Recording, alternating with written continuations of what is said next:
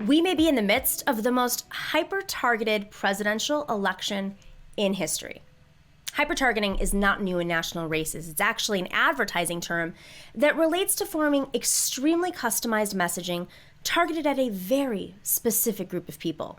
In advertising, it's folks that they're trying to target to sell or use a product.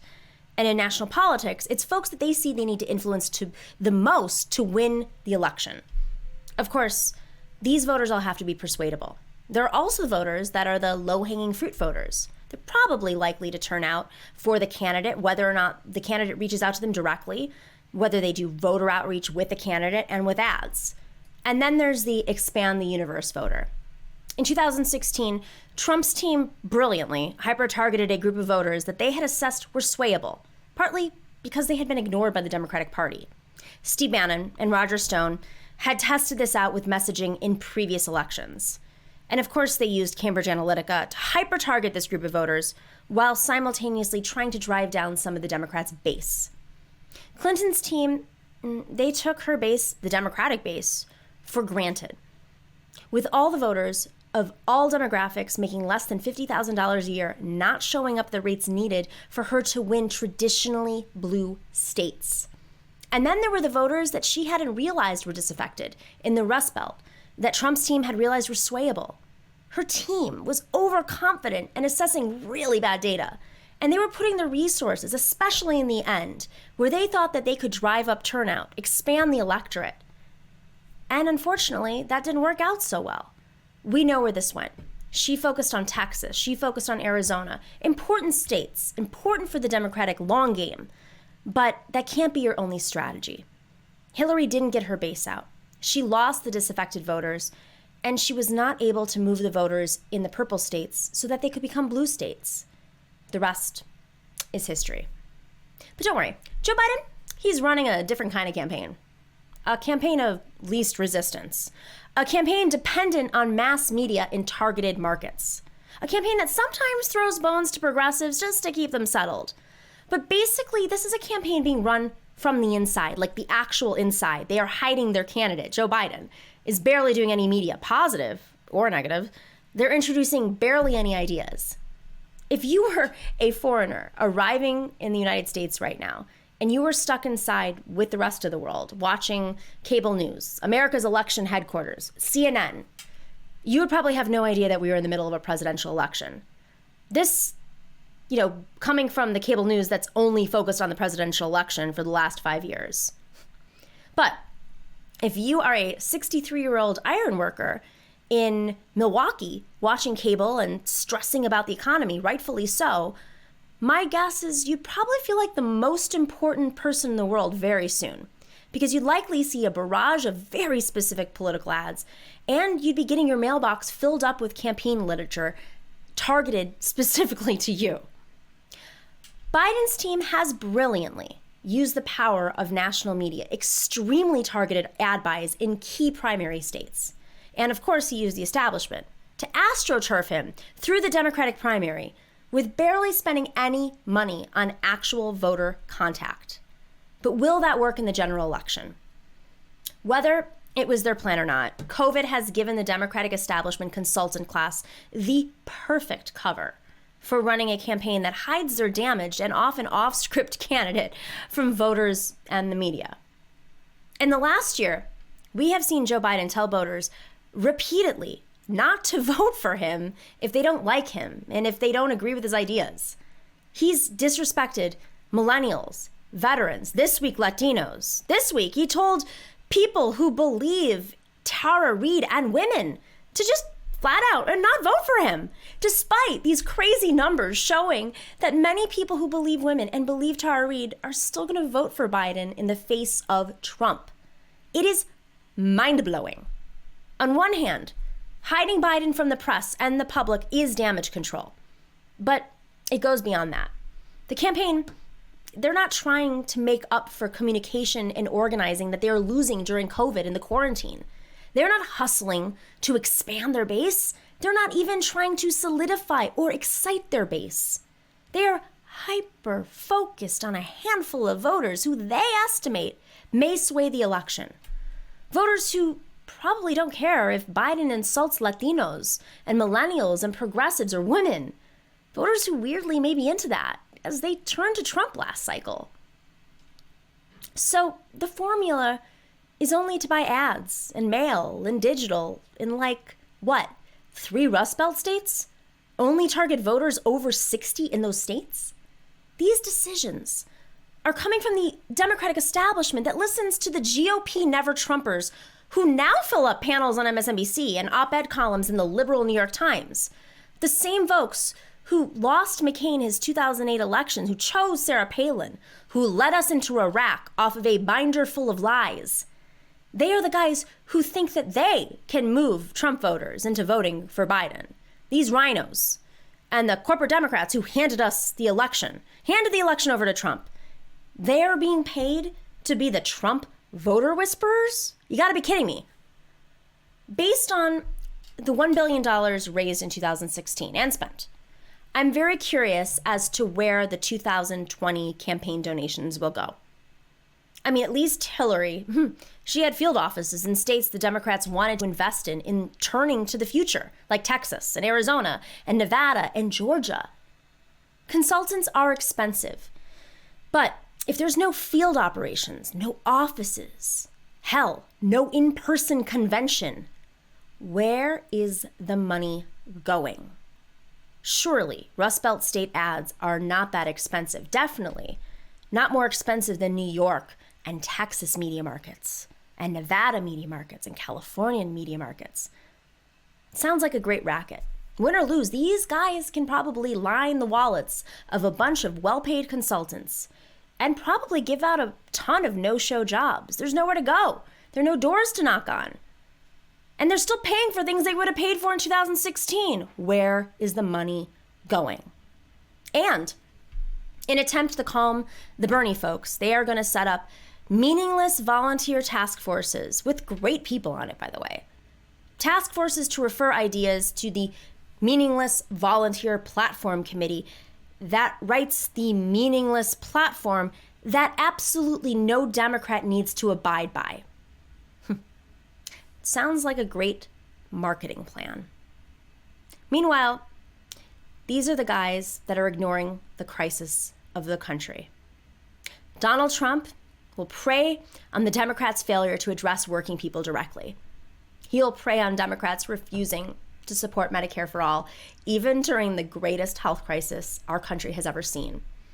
He'll prey on Biden's trade deals. He will prey on Nancy Pelosi's handouts to lobbyists and big business, while not giving Americans a few $1,000s to pay their bills and support the economy that is on the verge of collapse. As Bernie once said, some people would rather have first-class seats on the Titanic than change the course of the ship.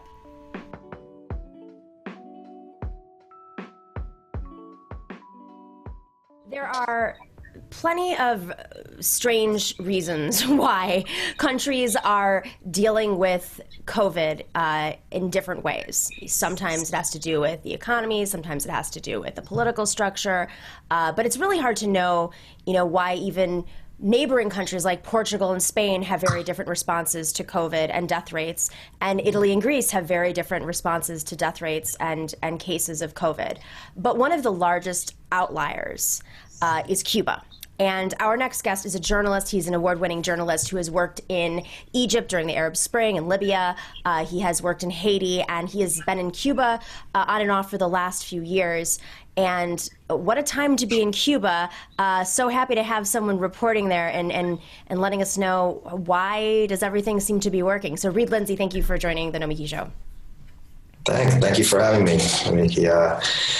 This is a really fascinating time to be in Cuba because Cuba has quite an extraordinary healthcare system. And I was here before COVID hit, and when it happened, I felt very confident being here. I talk to my mom most days. She's in Idaho, in a county there called Blaine County, and which ended up being at one point sort of one of the epicenters of COVID in the United States, one of the places that had the highest number of cases per capita. And in fact, at one point early on, they had more cases in this county of 22,000 people than Cuba did, a country of 11 million. My mom, I've been all over the world in some often dangerous situations, and my mom's always checking up on me and calling and making sure I'm okay.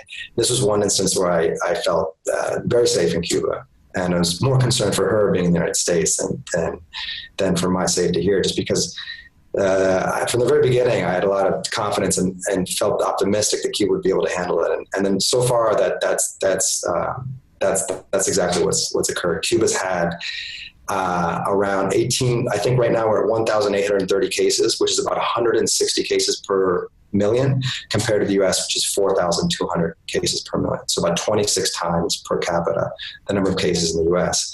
And to compare to another country that's nearby, Dominican Republic, which has fewer people than Cuba, which is similar climate and similar migration and tourism flows.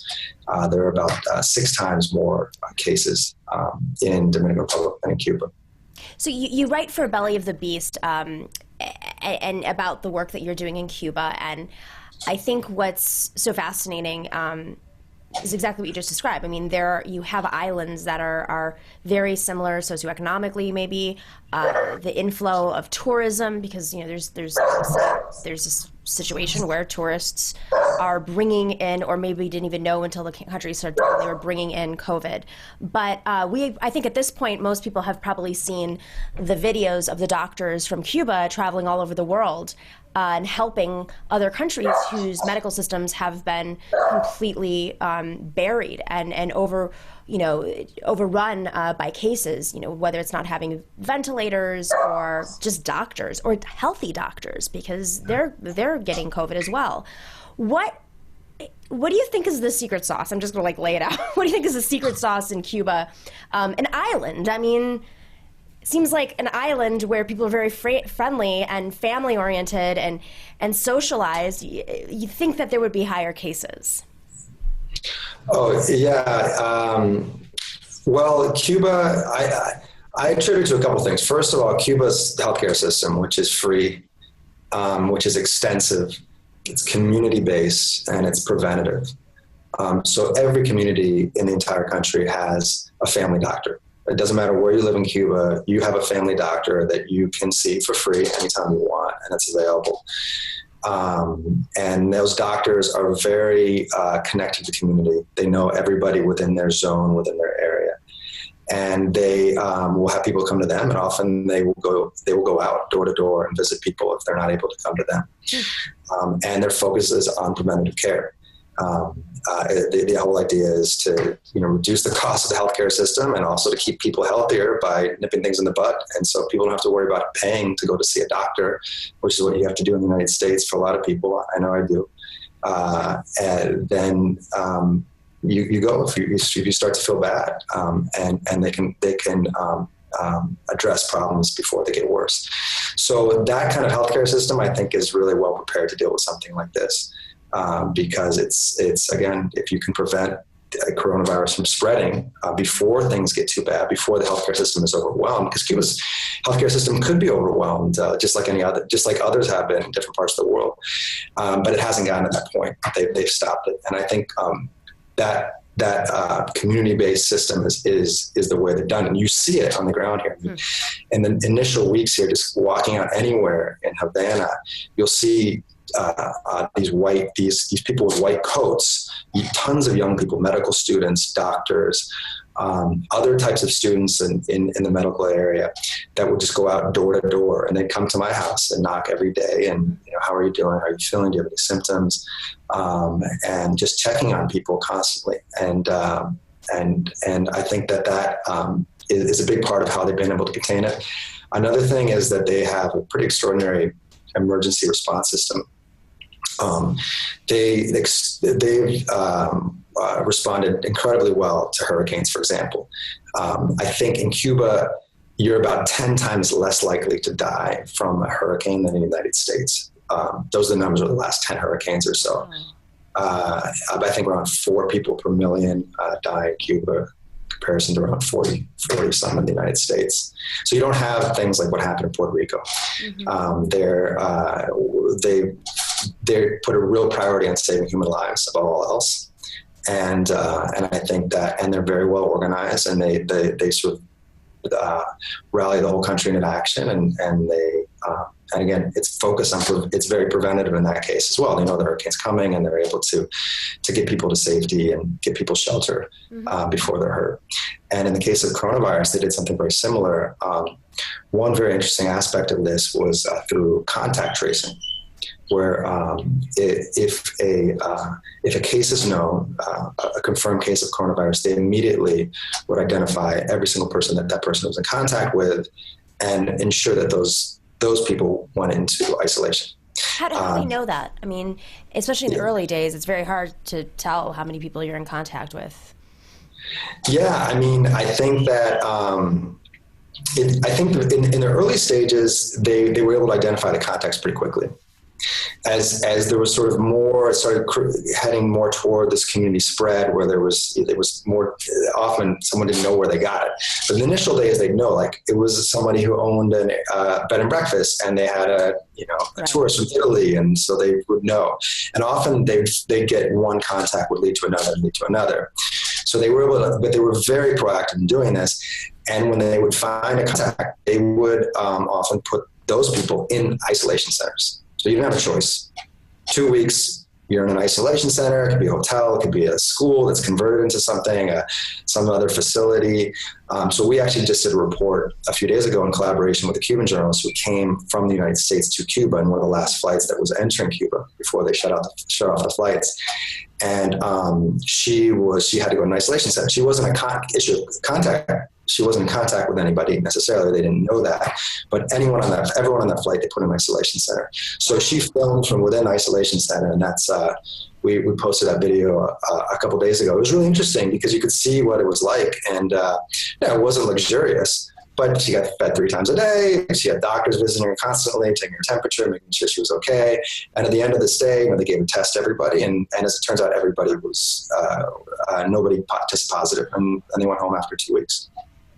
Is Cuba completely shut down right now? I mean, are they banning all travel in and out? Yeah, it is. The government took a lot of flack in the early stages because it hit here a little later than it did in the United States. When was the first case? Do you recall? I should have this on the top of my head. I think it was around mid-March. I believe March 18th. I may be wrong. I have to double check that. Mm-hmm. And it may have been March 11th. It was around mid-March, and it started very slowly, and they reacted a little slowly as far as stopping the flights. And they took some flack from that because Cuba's in a difficult position. It's been hammered by sanctions, over 60 years, but in particular over the last couple of years under Trump.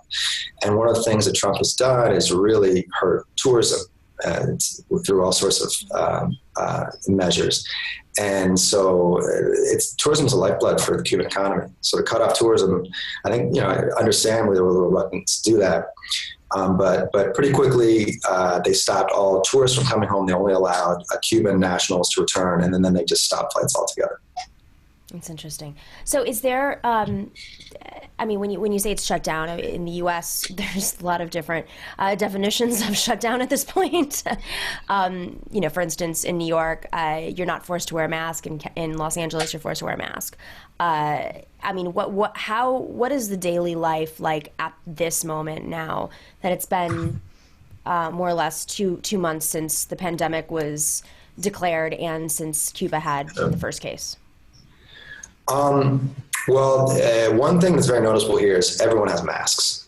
It's basically, if you don't walk, you can get in trouble if you don't wear a mask. You could get detained. The police will not be happy, basically. So everyone knows that you don't walk out the door without a mask. So that's very strict. There's been specific zones that have been quarantined. In fact, one of the first areas just a block from where I live, an area that's just very close. And for the first week, they had police set up at every street corner, making sure, supposedly making sure people didn't go in and out, but people were still going because you have to buy food. Right. And that can often be very difficult in Cuba. And so buying food? Because of food scarcities. Cuba's sort of dealt with food scarcities for a while, and not that there's like no food, but that maybe to get the food that you want, like chicken, you have to wait in line because there's just not enough. That's scarce. You have toilet paper. I have a little stockpile just before things, but the funny thing is that we joked about this when toilet paper was already become scarce in the United States. We joke, well, Cubans are used to not having toilet paper. This is not going to be a big deal. The whole world was basically like, you guys are so privileged. Yeah, it's a luxury in normal times. So that is definitely not something we're talking about. The things people here talk about as far as scarcities are chicken is the main thing. You see, it's a big deal. You see lines all over the country. I just walked out of my house yesterday morning, 8 a.m, walked down the street. Huge line, like 50 people. And I asked a woman there, first person I encountered, and she said she had been there since 4 a.m. and they hadn't even opened the store yet. And she was waiting for chicken. So the thing is that, there have been lots of lines I'd go by and I always ask, what are you waiting for? And sometimes it's been ice cream or soda. It's not always waiting for basic necessities. Yeah. In fact, most of the bigger lines are not necessarily for basic necessities, but for foods that Cubans very much appreciate, like chicken. So you look at how China responded to the crisis, and I'm sure there's going to be pushback. Okay, sounds beautiful. Cuba was able to handle the crisis, but the right wing would be like, well, they're authoritarian and they can just lock people up for being on the street. And we're freedom-loving country in the U.S. and we don't believe in that kind of those kinds of measures. Although parts of Europe are, parts of Europe are doing those types of measures, locking down neighborhoods, ticketing people for going outside of 2 kilometers of their home. How authoritarian is it? Let's on a scale of China and like Utah, like where are we? Well, I don't know. I don't know China well, but I think Cuba is it can be very strict when it comes to obeying the law. Yeah. Right. So there have been some cases reported, and these are things I haven't been able to verify because it is very difficult to verify things like this in Cuba. To get this type of information. So you see reports about it, but actually getting to the source and figuring out what actually happened is often impossible. So there were reports of people going to jail for not wearing a mask, for example. There were reports of people who escaped from an isolation center and were sentenced to jail time as a result. They took that very seriously because if you're in an isolation center, you're suspected of having COVID. If you escape, you could be spreading the disease to other people. And so, yeah, I wouldn't say that that's widespread. Right. I think that people generally, don't have a problem with that. They understand that by wearing a mask, you're keeping everybody safe. So why would you, flaunt that? And the fact that there is enforcement of it means that people don't, openly flaunt this, which I know has happened in the United States. So one question is look at it, is it authoritarian or not? Another way of looking at it is it's a country that values the well-being of the collective over the well-being of the individual. I mean, individual rights are sacrificed in this case, for example, because it's better for the country as a whole. It's better for the majority, for the collective. And I think, that's clearly the sort of the thinking behind those measures and the enforcement of them. Right. What was the testing like early on? It's interesting that someone would escape a center, a containment or a quarantine center. But if there was appropriate testing, I guess it depends on what stage. That seems to be a big problem in the U.S. still. The president is saying that we have all the testing, but of course we do not. Yeah. So what is it like in Cuba? Is there access to supplies, number one? And number two, what is the testing situation like? That's a good question. Well, as far as the escape from the quarantine center, you'll see if you check out the report that we did from the journalist who was inside there, it was pretty open. Like anyone could just walk off. There wasn't like a jail or anything. Like you could just leave. Or just, you're not supposed to do that. But as far as the testing, that was one of my biggest concerns early on because all I was reading in the media from the U.S. and you have to have tests. Like the whole key is you have to have tests, and it didn't seem like Cuba did because I knew people who were going in trying to get a test and to a hospital, whatever. No, we don't have tests here. This is not where you test people. And there was it was a question. They weren't. They organized daily press briefings, and there's a lot of just ton of information, statistics. They're pretty forthcoming with stats and info. But in testing, it seemed like I wasn't getting the information. At one point, they said that they had more than 100,000 tests, I think.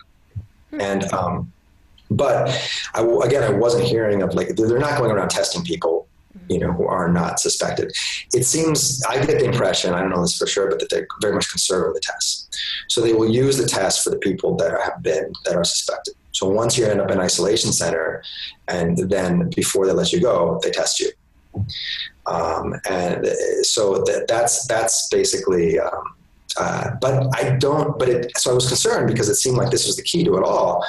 Yet Cuba has been able to really keep the numbers low. And I think it's because of those other things. They haven't maybe done as much testing. And I don't know that for the fact. I don't have the numbers on testing.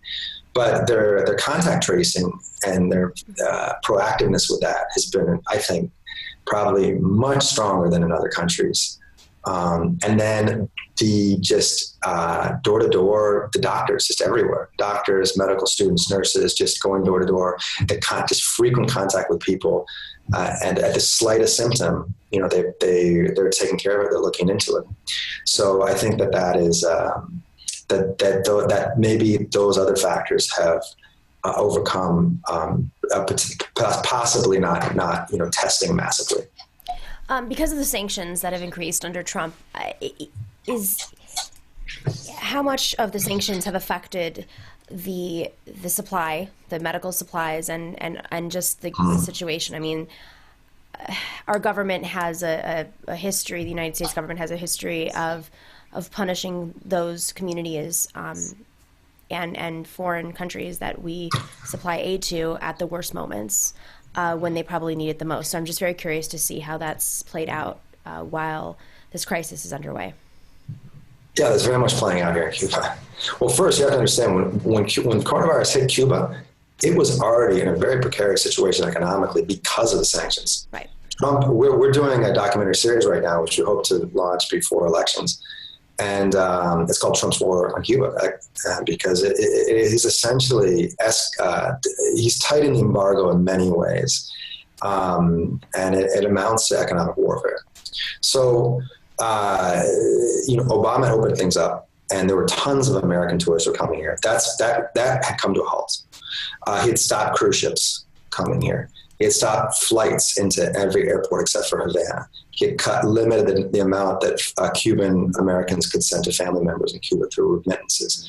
He'd squashed an MLB deal, a Major League Baseball deal with Cuba, which could have helped Cuba economically. They implemented Title III of Helms-Burton, a law which basically allowed allowed anyone who claimed to own property, or U.S. nationals who own property who claimed to own property before the revolution that was expropriated, to sue Cuba or sue other companies that now quote traffic in that property. So, for example, Spanish hotel firm is getting sued because they have a joint venture with Cuba. And those lawsuits haven't really progressed that much, but it's really stopped the flow of investment into Cuba. On top of all that, they've blocked oil shipments from Venezuela. Wow. So, Cuba's an oil-based economy like anywhere in the world. So you can imagine the impact that that's had. I mean, I was here when that really started happening, and suddenly there's no buses and there's huge lines and there's just not enough fuel to go around. And on top of that, you've got, now there are exceptions to the embargo as far as medicine and food, but essentially it's still there because no medical companies in the United States don't want to sell anything to Cuba because they're afraid of being sanctioned. In fact, the United States, the government just a few days ago levied a $250,000 sanction on a U.S. agricultural company that was selling food to Cuba. So what companies can want to do business with Cuba? If you don't follow the rules exactly right, you might get a sanction slapped on you. And this has happened to a lot of banks. Last year, a Panamanian bank and a Swiss financial company stopped doing business with Cuba, Cuba doesn't have a lot of banks that they can do business with as far as buying medicine or other things they need from other countries because the banks don't want to do business. They're afraid of getting sanctioned by the United States. So last year there was a crisis of medicine, huge medicine shortage in the middle of the year. And in large part it was because suddenly this bank stopped doing business with Cuba, and Cuba had to scramble to find another bank that would do it. It took them time. In the meantime, even though Cuba produces the vast majority of medicine, it needs raw materials to be able to do that, and it wasn't able to purchase those. So and now, given all that, coronavirus starts, and early on there was a shipment of donations from Jack Ma, the Chinese billionaire, that was blocked by because Avianca Airlines, the Colombian airline that was supposed to take the medical supplies to Cuba, refused to do so because of U.S. sanctions. And just recently, an official in charge of importing medicine said that a big container full of medicine, medical supplies, actually made it to a port in Cuba, but then the shipping company said, we can't unload this because this would be a violation of the embargo, and had to take it back to where they had brought it from. So you can imagine how the type of impact this has on the economy. And I interviewed once the head of one of the biggest pharmaceutical companies here that produces medicine, basic medicines. He said the cost of their medicine is about 50% higher than it would be, and then there are delays, there's shortages, there's all sorts of problems related to that. So yeah, I wouldn't say like there's an acute problem specifically during COVID.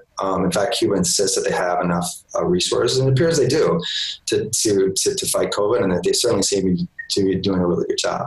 But the economy as a whole has been hit hard, and it's been over the course of many decades, but it's really amped up under Trump. Is anything happening with the UN? With the United Nations as far as the sanctions? Yeah, so, I mean, at this moment, sanctions in general, but also, if food becomes an issue during COVID, I mean, there's so many crises. It's like when there's a crisis, it's a great distraction, right, away from other crises. So I'm just curious if there's any sort of protective measures being played out, if the Cuban government is pushing any sort of defense, talking to other countries from a global perspective. Yeah, I mean, Cuba, this isn't new for Cuba. Right. They're used to this. So, and keep in mind, they lived through an economic crisis on a par with the Great Depression in the 1990s, when the Soviet Union collapsed. Right. And they had no one to do business with. They lost a huge economic support, and they went through tremendous scarcities of every kind. So things have not reached that level. And they're very, again, just how they're very good at responding to a crisis like this. They're very good at sort of figuring out the few resources they have and using them well and making sure everyone's taken care of. So again, you see lots of people waiting in line. That doesn't necessarily mean those people are hungry. Right. And they're not waiting for food handouts. The long lines are not for handouts. That's to purchase food. They have a bodega system, which has become more important these days, by which Cubans receive a certain amount of rations every month. That still exists. It's not enough to live on, but it helps. Basic things like rice, beans, eggs, oil, things of that nature. So Cuba in Cuba, people, you can't get wealthy, but they do a very good job of taking care of you. And there are not that many people, as in other countries, slipping through the cracks there. So, yeah. Reed, this is super interesting stuff. How long do you think you're going to be there? I will be here for now. There's not a lot of flights. So it's hard for me to get out of here. But we're going to be here through this year. Belly the Beast is telling stories in Cuba we do video mainly. And we're also collaborating with a lot of journalists who write. And so we're very into collaboration. We're doing this documentary series about Trump's war on Cuba. It's called Trump's war on Cuba, and it's about all these things that I mentioned. Mm-hmm. So we're going to be here through that. It seems like things are improving. Actually, in the last week, the per day numbers have gotten down to single digits here in Cuba. So wow. It seems like things may be easing up a bit. And we're digging into this documentary series. We hope to release that. And it's very important for the United States too, because it's directly related to elections and politics in the U.S. Florida is the biggest swing state. It could determine who our next president is. And Trump is basically, this hardline policy toward Cuba has nothing to do with his personal feelings toward Cuba. He, on numerous occasions, has had representatives in Cuba talking with people here to see, exploring the possibility of building a hotel. He did it in the late 90s. And even under Obama, he had representatives here playing golf at Cuba's only golf club. So he doesn't have a problem doing business with Cuba, clearly. But he has made, by many accounts, a deal with Cuban Americans who are very influential in Florida Republican politics to take this very hard line. In exchange, they will do their part in helping him with Florida. And so right now you have an unprecedented number of Cuban Americans running U.S. foreign policy in Latin America, not just Cuba, but all over Latin America. And that's where this policy is coming from. And they feel that with this hardline policy, that will help ensure them the votes they need to win Florida. So what's happening in Cuba is even if for people in the U.S. who don't care about Cuba, it has a lot. It's very much related to the United States, and it could play a factor. In 2000, the election was determined in Florida by a handful of votes, and there were more Cuban Americans voting in that election than the difference between the two candidates. So you never know if something like that could happen again. So we feel that issue is very important. And one other thing that's really important, I think, is there has just been an onslaught of attacks against the Cuban doctors who are working in other countries by the U.S. government. I've not seen anything like it. And it has been very much the spearhead of all, or the focal point of U.S. government attacks on Cuba in the media, as far as their discourse goes, above all, has been against Cuba's international medical program. Cuba has 30,000 doctors around the world. They've sent out 1,000 doctors to 23 countries since COVID began. And that is and it's just been relentless from Pompeo on down. Michael Kozak, the top Latin American diplomat in the State Department, they're really going after Cuba and trying to pressure other countries to send back the doctors, because Cuba makes money off of some of these countries. The wealthier countries pay money for these doctor services. The doctors end up making a lot more money than they would being in Cuba.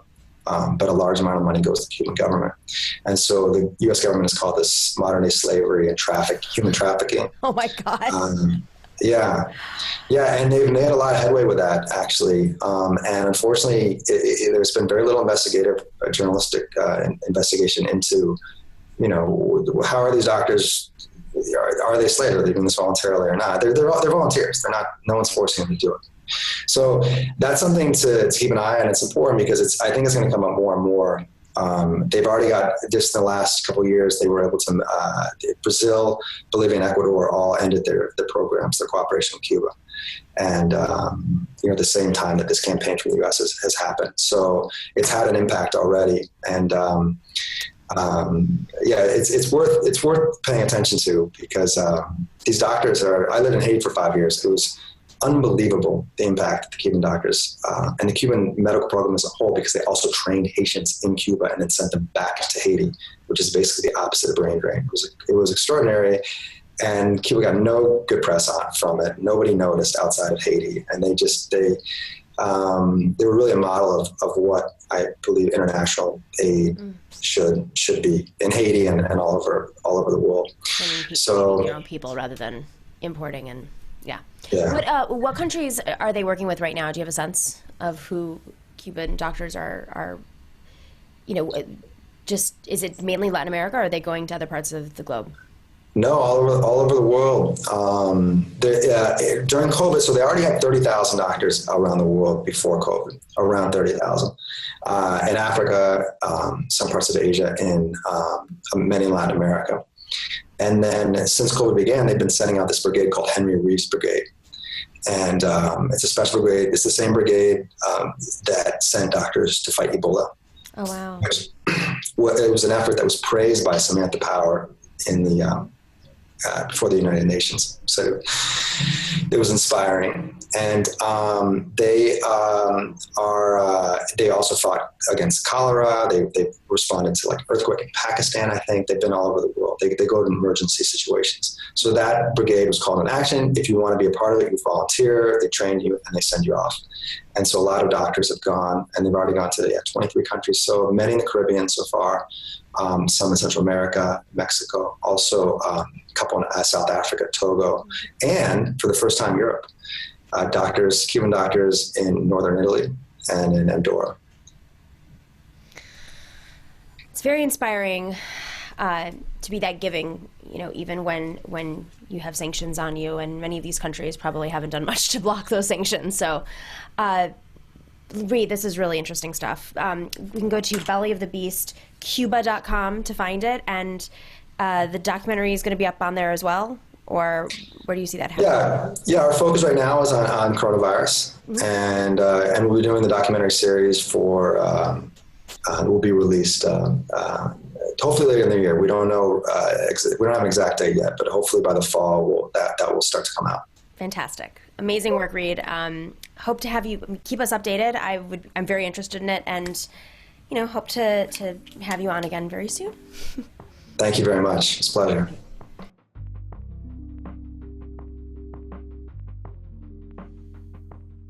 Thank you for watching The Nomiki Show. You can support us on YouTube by clicking subscribe, like, and sharing to get those alerts. And patrons, well, they make this show run on time. So thanks to all of you who have joined our community already. If you like our content and want more, from special segments to interviews and merch, you can join us for as low as $5 a month on patreon.com/The Nomiki Show. I'm spending all of my iced coffee money on other people's shows because I think this is the time that we have to support our independent media. Man, what a week for progressives who are criticizing Nancy Pelosi for a living. I say that because so many of us have had a lot of frustration with the Speaker of the House for decades, going back to the 90s when she first got into office, if you were around long enough. But, nothing could highlight the weakness of the Democratic Party when they're in power like this week's bill that Nancy Pelosi unveiled that is supposed to be supporting working people. But luckily, for the first time in 30 years, Nancy Pelosi has a challenger that has a real chance of unseating her, and that is, of course, Shahid Buttar, who is an activist. He was one of the first advocates for marriage equality in California. He has been one of the early advocates in fighting against the Patriot Act, which made round 2 this week. And he was at the Electronic Frontier Foundation. He's a lawyer. He's a friend. And man, does he have some courage. And he's building a movement right now to challenge the Speaker where she needs to be challenged the most. Shahid, thank you so much for joining us. Thanks so much for having me. It's great to be with you, sister. Thank you. So first, before we get to the obvious story here, how is your campaign doing in the midst of COVID? So many campaigns have had to adjust how they're campaigning, not knocking on doors anymore. What's happening on your end? It's definitely forced adjustments, but thankfully we've been in a position to make them. One of the things that we particularly did in the immediate wake of the shelter-in-place order was suspend our voter outreach program and focus on wellness checks, just to make sure that first our volunteers and then voters in San Francisco knew where they could get a free meal and knew how they could qualify for the different municipal and nonprofit benefits and programs that were made available. So that was what we did for the first few weeks. While we did that, we brought online some digital tools to help expand our phone banking operation in particular. So hundreds of people from coast to coast have been trained on our new phone banking tools in the last 3 weeks. We host training sessions via video conference online every other day. Anybody anywhere can sign up at shahid.fyi/volunteer. That'll jump you straight to the sign up form. And our volunteer coordinators would love to onboard anybody who's interested in helping us flip this seat. We do have a lot of ground to cover, and the pandemic, again, did create some headwind, but I'm grateful particularly for the support of so many people around the country who, particularly using phone banking as a tactic, are helping us stay very active in reaching and identifying new voters. You are running against not only the Speaker of the House, but someone who has endless amounts of money that she can either contribute to her campaign personally or through the decades of donors that she's cultivated. Part of the reason why she came into power was because she had this extensive donor network and legacy relationships from her father, who was, many may not know this, was a congressman in Baltimore. She grew up in politics. She understands power. She understands fundraising, and she knows how to use it against progressives. But you have been able to raise your own money. You have been able to build an incredible coalition. Many folks are afraid of challenging powerful figures like Nancy Pelosi, who proclaims to be a progressive. Fox News labels her as a progressive. And of course, she's a woman. So, there are certain people that are sort of untouchable, even if there are quiet frustrations behind the scenes about them. And I think what's been so phenomenal about your campaign is that you built something and you built that coalition, and you've been respectful also, I have to say that, which can be tough sometimes when you're running in a race. And then you made the runoff. So you've built this operation, and now you're in this runoff, which for those who don't know, California has a jungle primary. Can you explain a little bit about like how you were able to make the runoff and how your course has shifted now that you're up against her? Mm-hmm. Sure. It's very well-financed opposition. Right. And thank you for the recognition. I would say it's not me, really. It is us with a capital U. And I'm very conscious of the fact that we've drawn the support we have from now almost 20,000 Americans from coast to coast. We have support from every part of San Francisco, every city in the Bay Area, every state in the union. And I think it just reflects that so many Americans recognize the need for there to be new leadership in the Democratic Party. And while I can't join the leadership, I can at least help remove the current leadership. And that's the value that I think our campaign presents to a national movement that is eager for representation, and particularly in the presidential race at the moment doesn't have it. Mm-hmm. I think there's a particular notion to draw out here in terms of the jungle primary. The jungle primary, and there are other structures in politics like proportional representation, for instance, that offer points for second place. Right. And as a matter of democratic theory, that's important to enable real representation. We think of primaries in so many places as closed primaries where each party has a vote and the winner goes to the November election. Right. In California, because all the candidates from all the different parties run against each other, I already beat a Republican and 2 other Democrats to challenge Nancy Pelosi in the general election. And I'm the first Democrat to ever have a shot at liberating San Francisco's voice in Congress in 30 years. So it's been 30 years since she had a Democrat challenge her in a general election. It's been 30 years since she showed up for a debate. And I think that given her, I know, it does seem preposterous. I mean, in a democracy, you would hope that showing up for a debate is the first requirement of running for office. And I'm looking forward to debating her whether she shows up or not, because she has a 30-year record that I'm running against. And frankly, it is indefensible. Mm-hmm. And I'm eager for her to try to defend it. I don't think she can. But I do think that the future needs defense today, now. And that's why I'm here to represent my city in Washington. When is the debate scheduled for? Has it been scheduled yet? It hasn't been scheduled. I'm really hoping a news organization will take the lead on it. In fact, for a week, we ran a poll inviting people to assess whether or not if the San Francisco Chronicle or KQED, our local NPR affiliate, or KALW, another news radio station here, or the Commonwealth Club were to host a debate, would Pelosi show up? And we do hope that, if our enticement of her to show up doesn't do it, that maybe the shame from the community does it, or alternatively, interest from news organizations in performing their constitutional function of informing the electorate about the choices before us. We do have a real choice in San Francisco for the first time in a generation. And because of who I'm challenging and the role that she plays in Congress, this choice is one that has, frankly, enormous national implications. And as much as I have been dismayed on any number of occasions by the erosion of the institutional capacity of our vaunted free press, I do hope very much that it shows up to perform its constitutional role in our race and giving the electorate a chance to hear about the alternatives before us. So let's talk a little bit about your district. San Francisco is progressive, but it's also very wealthy. And there's a lot. It's becoming one of the most, I believe, income inequality is, if not the worst in the country. It's one of the top, 3 cities for income inequality, partly due to the tech sector, probably mostly due to the tech sector. When people say it's progressive, what does that mean when you look at San Francisco? Is it progressive Shahid progressive? Is it Nancy Pelosi progressive? I mean, where on the spectrum, and how do you win over those votes that may not be as progressive as you are? Right. I mean, first of all, Nancy Pelosi might be described by some people as a progressive, and she describes herself as a person, right, of the left. But she is decidedly centrist. I mean, she is a voice of Wall Street.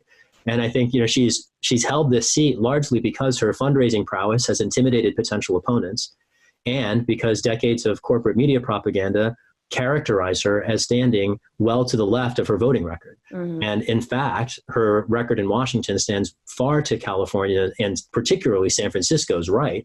When you ask, what does it mean to be progressive in San Francisco? San Franciscans are united around many issues. We're united around immigrant rights. We're united around climate justice. We're united around the principle that in the middle of a pandemic, we should look out for each other and ensure that everybody can get to a doctor and get the medicine they need. Mm-hmm. None of those things are frankly radical propositions. They're well established around the world. Medicare for all and the Green New Deal are objects of bipartisan consensus across the United States. And yet, the elected leadership of the country's most progressive city does not show up for those policies. And I'm a big fan of the Squad and the voices from Minnesota and New York, the voices from Detroit, Boston, even the voices from Seattle, San Jose that aren't necessarily described as part of the Squad, but members of the Progressive Caucus who are fighting for the future, who are fighting for working class Americans. San Francisco is at least as progressive as each of those cities, and yet our voice in Congress stands far, far to the right.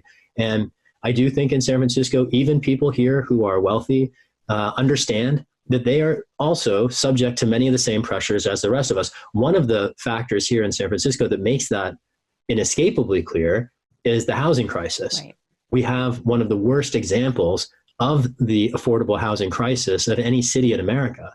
And I have asked, and I'll ask again, would it be any different if the Democrats weren't led by a wealthy landlord who predictably advances her own and her class interests in legislation? Mm-hmm.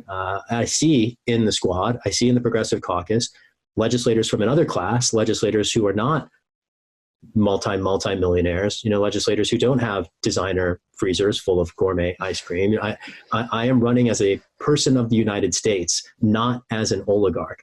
And ultimately, I think this political moment is as much an attempt to vindicate our democracy and recover it in the face of oligarchy, right, as it is a challenge to expand human rights in the face of a failed predatory corporate past. When we talk about this plan that she's unveiled, and which at the time of our taping, so this is Thursday, it's supposedly, we're not sure if it's going to go up for a vote tomorrow. By the time you listen to this, we may know. But let's talk a little bit about the plan and the pushback that Pramila Jayapal, who's the leader of the Progressive Caucus, who you mentioned from Seattle. Pramila was a union rights. She was a union organizer. A lot of people don't know her story. I mean, she's an immigrant. She comes to Congress with a very, very different life experience than Nancy Pelosi. And I'm of the belief that the values that are shown at these moments really say a lot about who you are. There are politics in Washington. There are power structures, there are things that you can control and things that you can't control. But in moments of crisis like this, where it literally could possibly not get any worse. I mean, we are on level to have unemployment at Great Depression levels very soon. And if we don't act in consideration of working people now and go into our emergency spending now, then what is it even there for? And that's my perspective. And I saw what Pramila Jayapal did, knowing very well that this bill may not get passed in the Senate, most likely won't get passed in the Senate, and her pushback against leadership. I found that very bold and exactly what we need, and I hope that there's more of that. And of course, she'll be able to do more of that when she has more progressives, actual progressives in the Progressive Caucus, not just ones who join and then go and support Joe Biden in the primaries. So with that being said, I mean, let's talk a little bit about this bill. What are your biggest criticisms? The biggest criticism I would say is that it's horribly under-inclusive, and I would, attending to that is it's being rammed through Congress without adequate time to actually develop the contours in a way that we would need.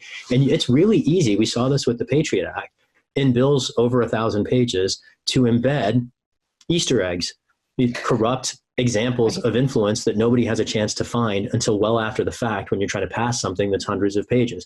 One of those, and this is an example that Matt Stoller shared the legislative text when the bill was first introduced. It's as simple as removing a single number with a set of parentheses on either side that basically makes the bill that Nancy Pelosi is proposing a potential lever to bail out corporate lobbyists. It's as simple as striking 501c3 to 501c in the bill. And that is there's a point here, which is to say there's 1,000 pages of text and we have to comb it for loopholes and pitfalls like that.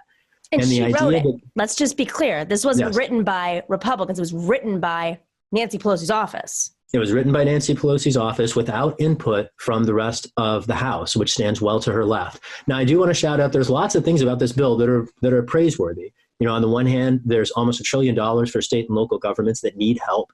There's a $200 billion allocation for hazard pay for essential workers. That's important. Of course, Republicans are not going to accept this bill by a long shot, but those are important things to include. There are other things, though, that it absolutely just does not include, and that Pelosi has not been willing to consider, including the cost of Ilhan Omar's proposal to cancel rents and mortgages. That's a no-brainer at a time like this. It's roughly analogous to hazard pay for essential workers. Right. Pelosi won't go there. Is it because she's a wealthy landlord? Perhaps. I don't want to describe her motivations. I'll just note what she has and has not supported. There's another proposal, Pramila Jayapal's proposal, the Paycheck Guarantee Act. This would particularly enable small businesses to continue paying their employees. Emergency medical care responding to the crisis is something of a no-brainer, not just for the people who are sick, but to a country that needs to suppress contagion as a matter of public health, as an imperative, right? And what does Nancy Pelosi want to do? She wants to extend COBRA benefits, which doesn't help anybody who didn't have a job before, right? This intransigent commitment to monetizing crisis and supporting industries that are benefiting from the misery of the American people instead of showing up to address our needs, I think is the root of the critique I would have of the speaker's tenure at the moment. This bill, again, includes some provisions for important goals that I don't think will pass. If we want to see it actually pass, it has to at least be open to input from other members of the Congress and particularly other members of the caucus. And I would like to see the measure include some of the bolder proposals to meet the needs of Americans struggling during the pandemic. That includes rent and mortgage relief. That includes emergency medical care. And I think it also includes some of the things that Pelosi did thoughtfully include in the bill. At the end of the day, I would say something like this needs to be subject to process. We need it to move fast, but we can't need it to move so fast that we're giving handouts to corporate lobbyists. Just to press on that for a minute, people are, corporate lobbyists, just to put flesh on what that means. A corporate lobbyist is a lawyer who is paid by a company to skew federal policy against working people on behalf of some Wall Street company or industry. And which is to say, it is inherently embedded with institutional corruption. It is the point where capitalism becomes predatory. Corporate lobbying is the subversion of democracy by capitalism embodied. And there's no good reason that we would waste taxpayer dollars in a time of public health and economic crisis in sustaining the very agents that undermine our democracy. Mm-hmm. It's bad enough in the abstract. Just to get specific about it, the United States is one of the only countries, in fact, the only industrialized country in the world that doesn't guarantee health care to our own citizens. Why? Because corporate lobbyists get paid millions of dollars to buy influence in Congress to make sure that we don't. And now, pouring salt on the wound of denying us universal health care, Pelosi wants to take our tax dollars and put them in the pockets of lobbyists who, let's just be clear here, have been living very large off of their corporate paychecks. It's not like these are struggling businesses, right? And nor are they in any way essential businesses. They don't perform a public service. They perform a very active public detriment. And the idea that Pelosi would try to sneak into the so-called HEROES Act, a bailout for the very same corporate lobbyists protecting the interests of oil and gas companies, of pharmaceutical companies, of health insurance companies, of weapons manufacturers at a time like this, is entirely unacceptable. And frankly, I don't think San Franciscans will go for it. I think that if San Franciscans understand and know the alternative that we have before us and know how the speaker has actually shown up in Washington, not the Yas Queen memes, not, the ripping a speech or the clapping sideways or the pointing across the table or the putting on her stage sternly while walking out of a meeting, but actually how she shows up, the impact of her governance. I know San Francisco stands well to her left, and I'm eager to offer an alternative to more sincerely represent our city's values in Congress. What I don't understand about this bill and why she went to such lengths to back her corporate lobbyists or the Congressional Democratic Caucus's corporate the biggest corporate lobbyists that are influencing, any centrist Democrats who might listen to them or accept money from their industries. What I don't understand is why, if this doesn't pass in the Senate, right? What's the point? Why don't you throw a bone to the progressives, especially if you're being challenged from the left?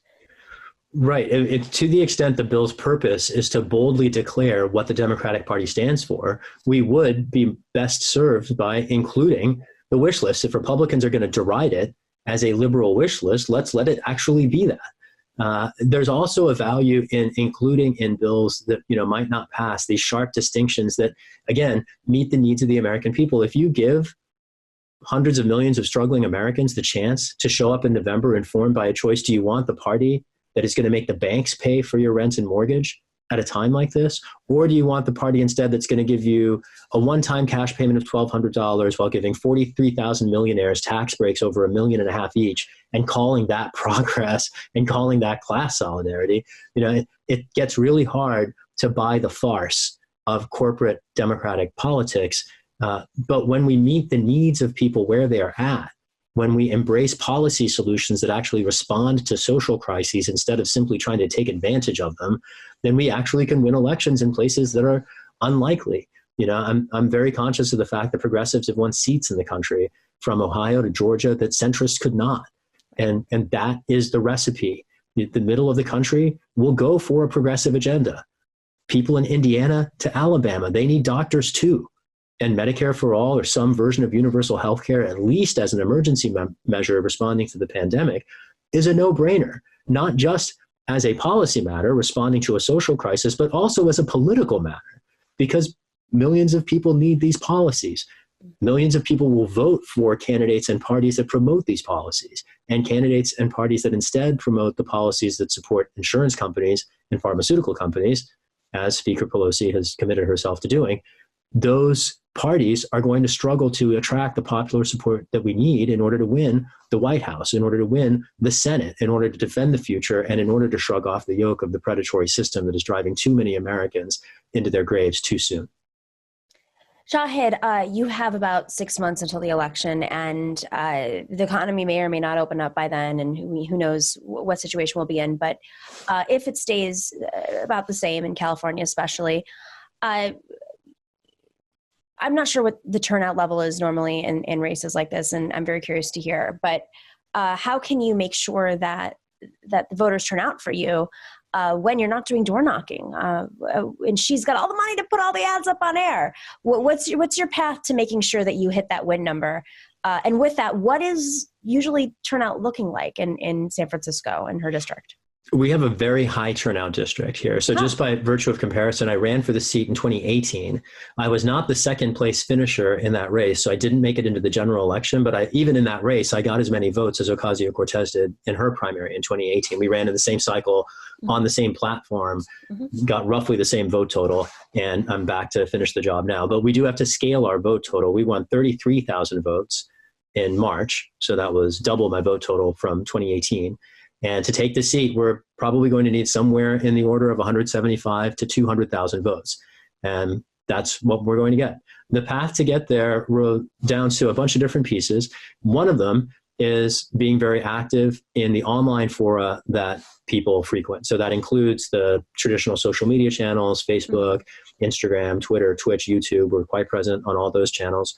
We do a weekly live stream now on our campaign every Wednesday afternoon at 5 p.m. Pacific. Yesterday, we were joined by Marcus Farrell, who was a former organizer on the New Georgia Project, a very active figure in the movement for Black Lives, as well as Gloria Berry, who's a local activist and organizer, grandmother, and a Navy veteran here in San Francisco. She's organizing in Bayview in Hunters Point. It's a community in the southeast corner of the city that's been frankly enduring one of the worst cases of environmental racism in the country.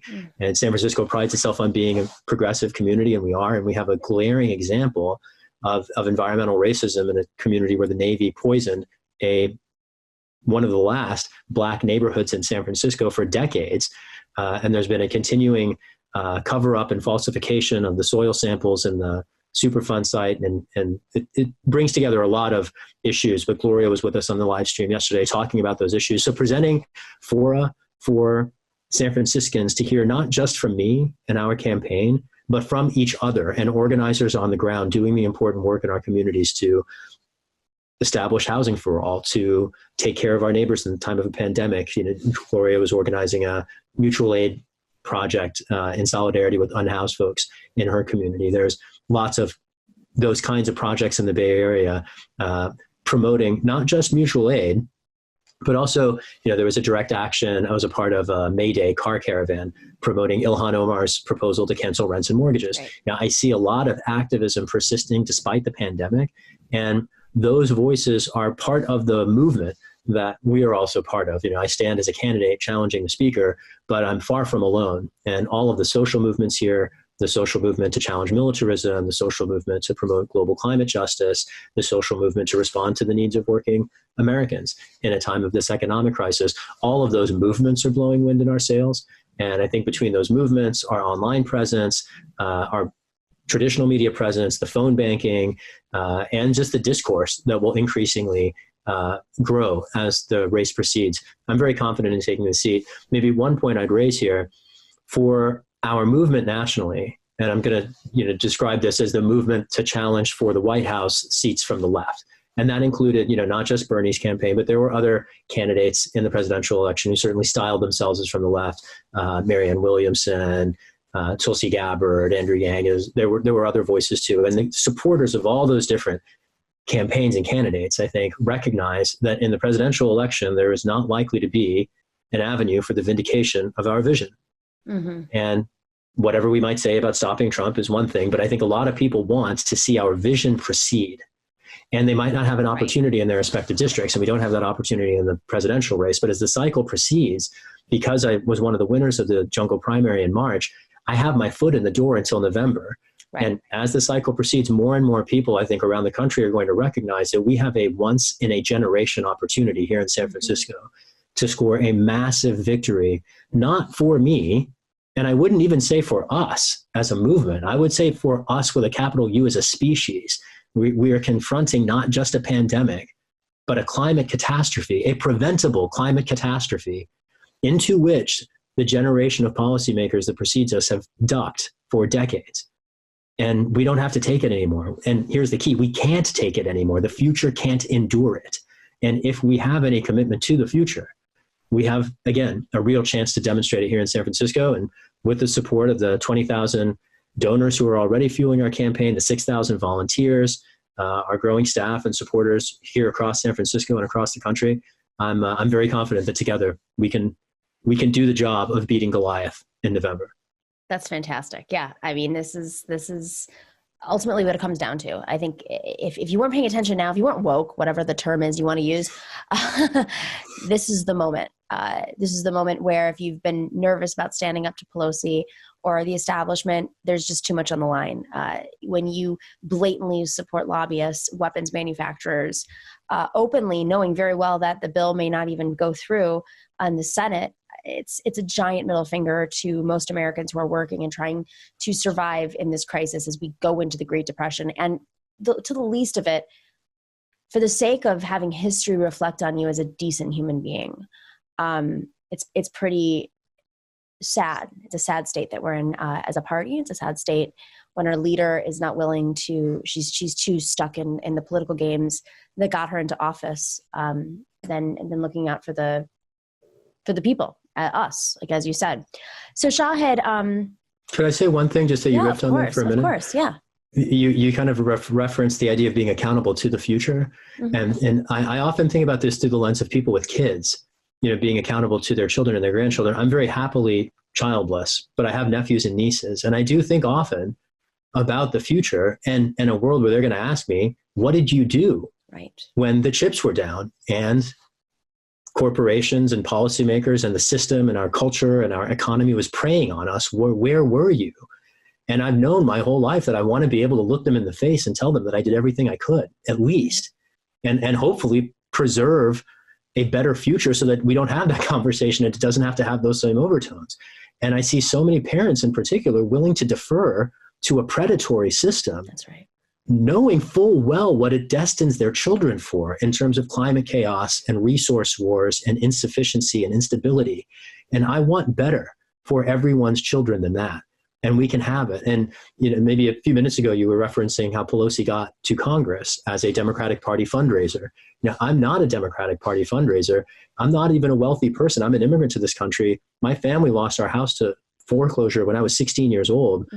It took me a decade going to night school to get my undergrad degree before I had a chance to train and then teach at Stanford. All I have is a 20-year history of fighting for my neighbors against both Democratic administrations and Republican administrations. And across all of them, I've had to fight Nancy Pelosi's complicity. But I do think that in that demonstration of principle at the moment is exactly what we, the people, not only are looking for, but what we all can embody. I take a great deal of inspiration from the figures long before me who have stood on the right side of history and challenged power, even when it was unpopular to do so. That's how we got everything good in this country. It's how women got the right to vote. It's how we ended Jim Crow. It's how we're going to dismantle mass incarceration and secure climate justice, is a movement of people of all stripes and colors and walks of life taking action together to reclaim our future. And I'm excited and grateful and proud to be a part of that movement.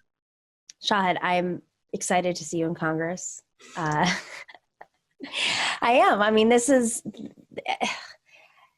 we are living in a completely different world. And I think that the establishment is panicking. I mean, we see it sort of in their actions. I mean, they're clamping down, they're canceling New York State primaries, and then, you have to go to court to get them back on. If they're so secure in their power, they wouldn't be exercising it to its fullest extent at this moment. And they may have all the money, but there's no guarantee that they're going to get the vote. So Shahid, I'm grateful that you're doing this. Thank you for your courage. Thank you for highlighting these issues, and especially at this moment when people are just trying to live. It's a hard time to look away. We shouldn't look away. It's understandable why people look away. But these are the moments that really change history, for, as you just said, whether or not we have a history to change in the future. So thank you for your candidacy. And I know you've mentioned a couple of times, but how can people support you right now? Thank you for asking. Folks can visit us online at shahidforchange.us. We're also on Facebook, Twitter, Instagram, YouTube at Shahid for Change.